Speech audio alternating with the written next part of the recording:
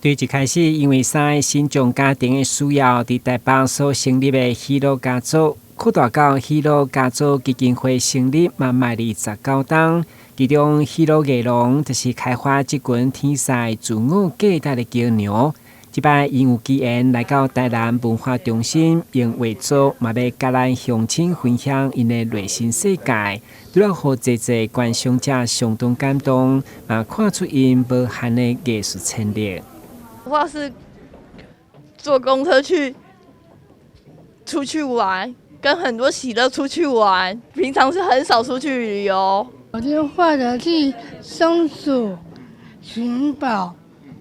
然后后面是那个布顶是树叶，然后下面那个雪地。那每一个作品都非常的有特色。那你在对照应到它的主题的时候，你会觉得哦，它的视角是真的很特别。他们把每一幅画表现得非常有色彩，然后很有感情，很生动。看他们的画非常疗愈，非常喜欢他们的一举一动啊，真的让我们觉得非常不容易的，非常感动。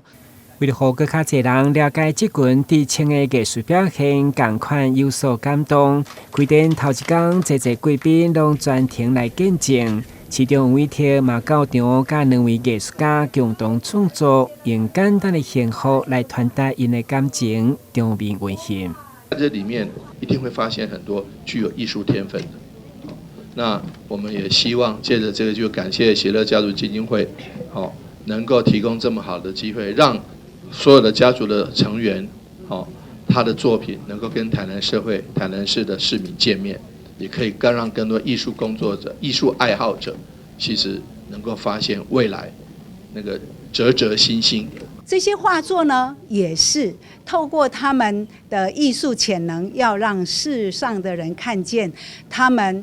是很简单的喜乐，喜乐很简单，也幸福很简单。该展览将伫3月14号一直到4月6号，欢迎民众把握机会前来台南文化中心第2艺廊，感受每一把画作深刻的情感，嘛了解这群艺术家的努力甲心声，互社会有更较侪理解甲包容。台南新闻阮吉采访报道。